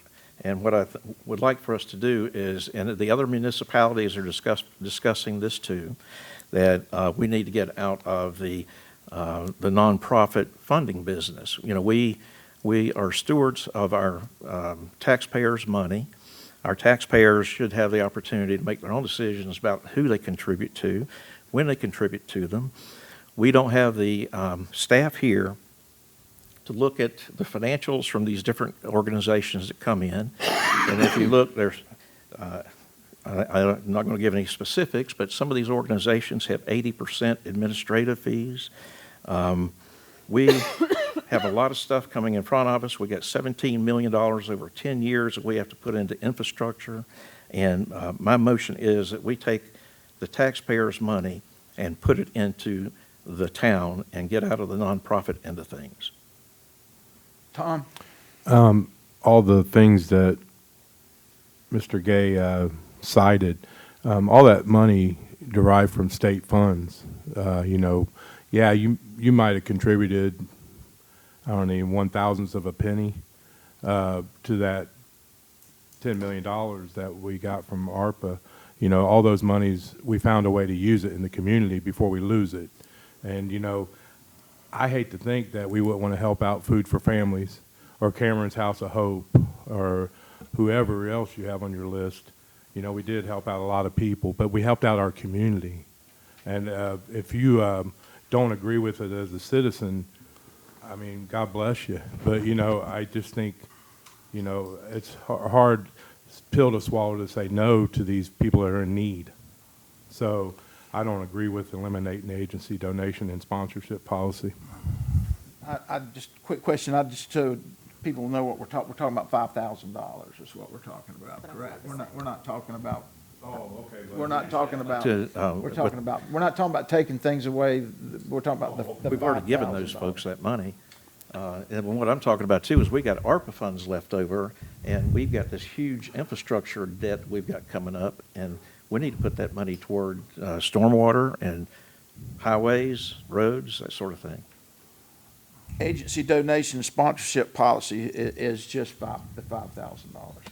I'm sorry, it's just the $5,000. Right. Is it 5 or? Well, is it 4,500? Okay, close enough, 4,500.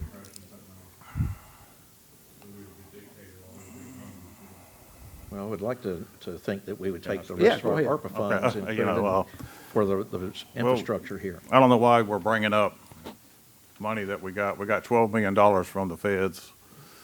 And basically, we set it up to where we did $2 million had certain rules, $10 million had other rules. The $10 million we did is paid the sheriff's office and other things, which meant the rules basically classified it as surplus dollars, which we had indirect and direct funding rules we had to abide by. And we didn't qualify for a lot of things under the ARPA. That's why we did the sheriff's contract. So one of the things about the ARPA money was, and it doesn't have anything to do with the $4,500, was we put it back into the community.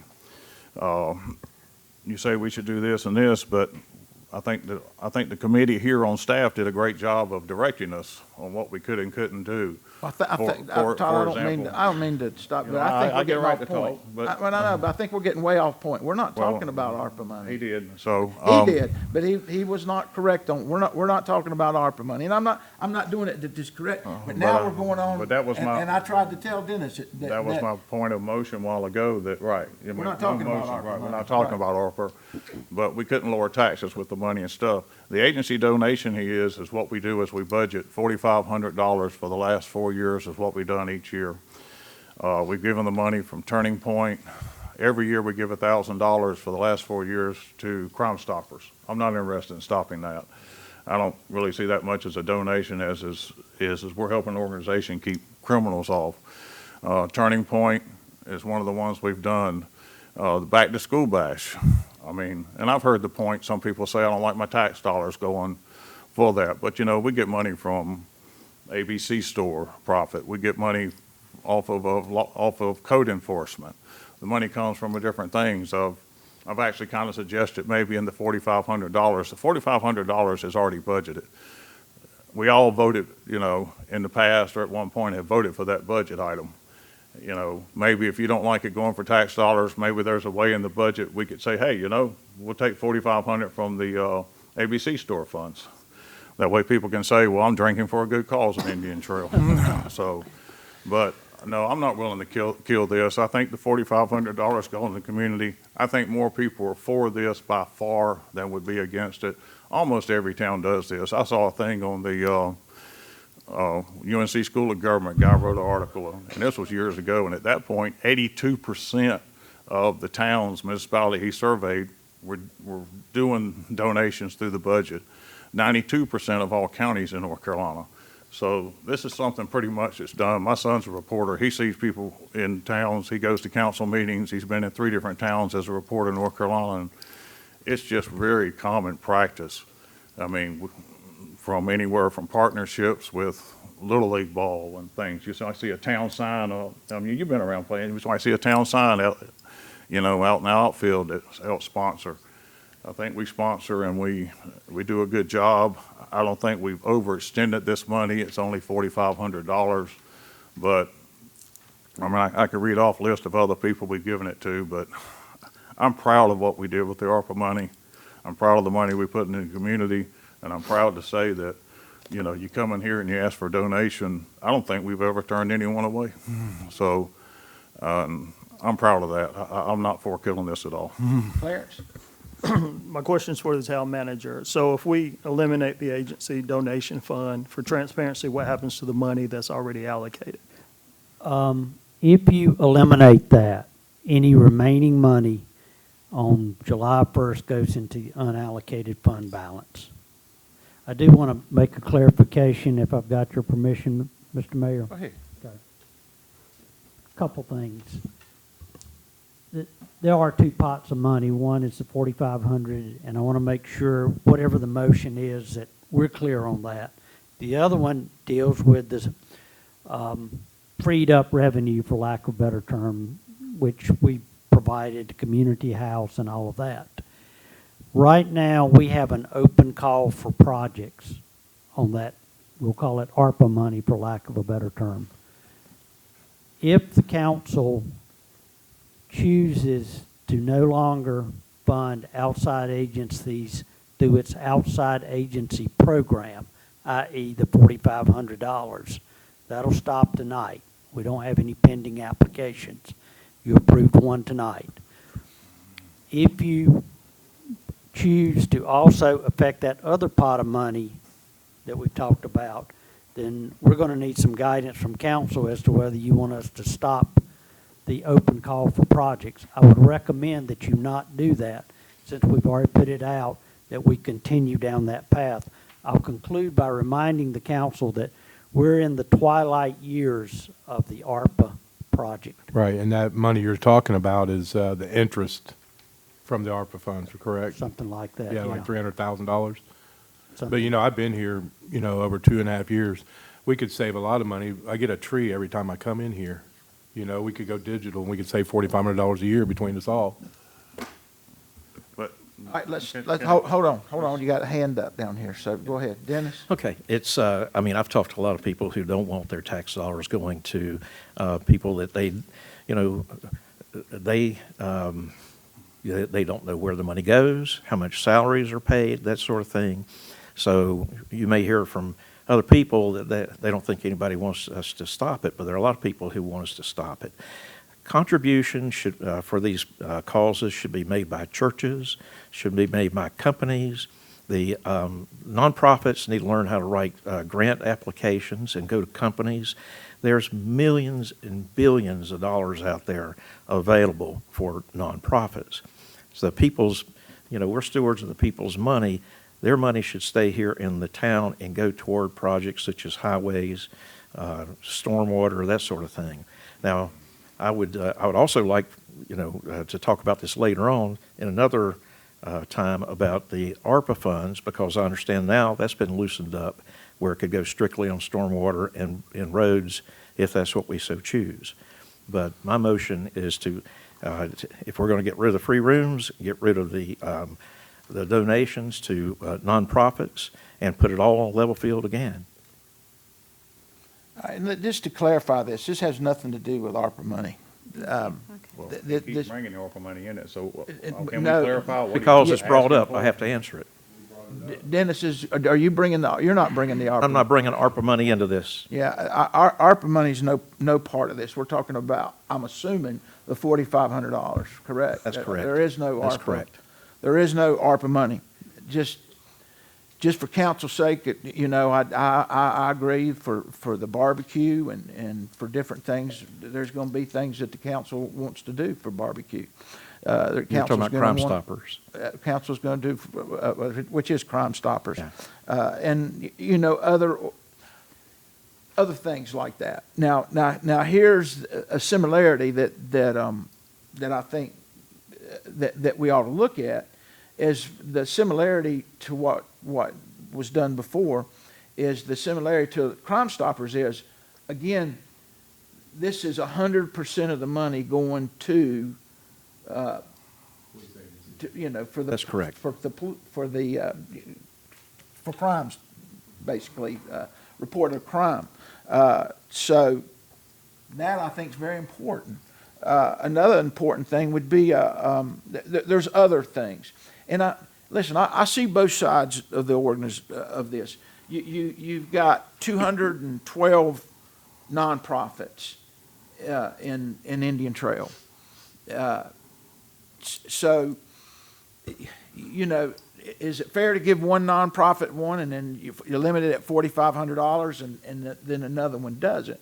But you always have the ability to suspend the rules and give money to a Crime Stoppers kind of charity, which Right. I think is very important.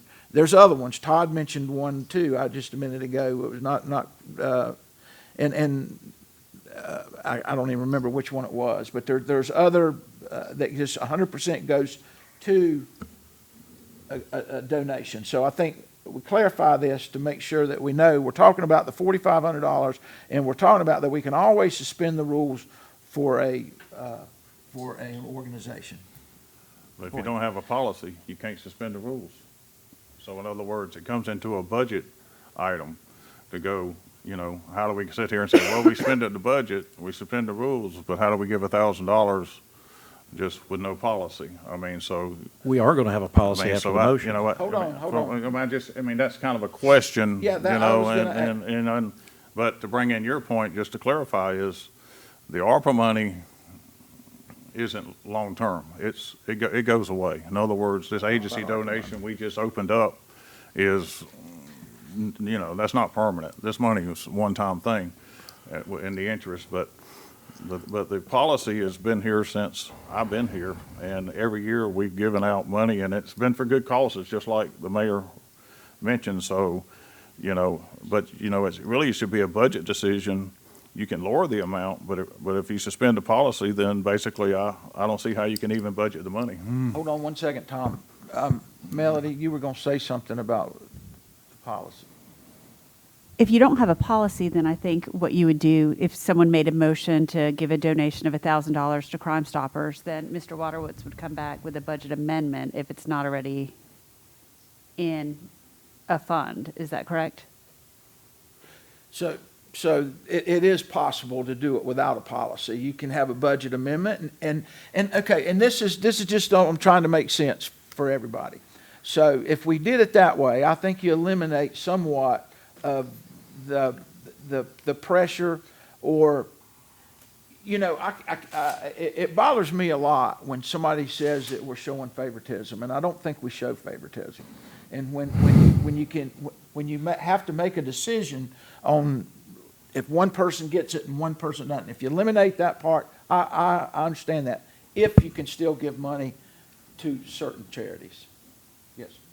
But part of the purpose of the policy was that we have rules that, it caters to Indian Trail people, things like that. So that's part of what I like the policy is. You just don't get an arbitrary person walking in and says, I want $1,000. Well, then I don't think the then that chances of opens an it arbitrary door for person favor. coming in here to get $1,000 isn't going to Sure, happen. you just, so if they're not following the policy, then maybe they could come in here from outside or not Indian Trail, but the policy kind of protects Well, Crime the Stoppers very is not from Indian favoritism Trail, that so, I you mean, kind when of. we give them money, I mean, Crime Stoppers is not. Okay. But back to school bash, we give them money and, you know, they have They're people from everywhere, that's right. You Go know, ahead. so I mean, but that's a good cause that. It is a I'd be good more, cause. you know, It's a and- good cause, and I think we could still give to that. Go Well, ahead. that's why we're It's a- budgeting the money to give it out. It's clear that this was decided before this meeting tonight. You know, we're just in the way. You know, it's unbelievable that, you know, now we're going to make amendments to the budget and all this stuff. It's a moot point to even have a discussion. That's just an Because assumption on your I'm part. just telling you, I assume it, and I'm sure it's right. And God bless you. Have a good night. All right, Okay, we have a motion on the floor. all right, we got a motion on the floor. We got, Well, okay, this would be to end the policy of funding nonprofit organizations that come in asking for donations. you got that? All in favor? I told you. Got Clarence, Dennis, Crystal, all against. Todd and Tom. Passes 3-2. Okay. All right. That brings us to manager's update. All right. You've got the memos in your agenda package on the project updates. Several of those, we're still waiting for NCDOT to give us our permits, so we have to stand in line like others. Also, on the upcoming items, take a look at that for March 26. One thing that I will tell you, the last bullet point deals with some UDO amendments. You received an email from me last week. Brandy wanted me to give you information about that. That's a collection of UDO amendments. There's 96 pages of those for your convenience. The clerk has been kind enough to print out hard copies that you can look at. So as you go through it, and if you want to highlight it or whatever, if you have any questions about what does this mean, why are we doing this, let us know. Brandy will be happy to answer those questions. If you call me, I'll have Brandy call you back because that's her expertise and not mine. I'll be happy to answer any questions you might have. Okay, is that it? That's it. Thank you, sir. Thank you. Okay, next is information on upcoming meeting and agenda items. Did you just, you just did that? I thought you could. Council comments. Councilmember Gay? Not many people left in here, but the folks that are here, thanks for coming. Hope you all have a very safe trip home, and hope to see a lot more people at the next meeting. Thank you. Councilmember Ambergy? It was nice to see everyone tonight. God bless everybody. Have a great evening. Councilmember Barber? I want to wish everybody a happy Easter and remember the reason. If you've never seen a bunch of little kids go out with their little basket and hunt Easter eggs, I suggest you do that one day. I used to enjoy the heck out of that. Thoughts and prayers out to Richard Timmons. He was passed away. He was a long-term member of the Presbyterian Church here, very active in the community, did a lot for a lot of people here. And his wife passed away last year, so my condolences to them. And again, I'd like to give a prayer and good wishes to Senator Johnson's mother. It's my understanding they're trying to get a medical flight to bring her back from Arizona. She fell and broke her hip and a lot of things. But other than that, everybody have a happy Easter and God bless you. Thank you. Councilmember Alsobrooks? And thank everyone for coming out. I didn't ask, hope it's okay, but former council member Dan Schellenkamp had a heart attack, so prayers out to him and his family. I wish him well.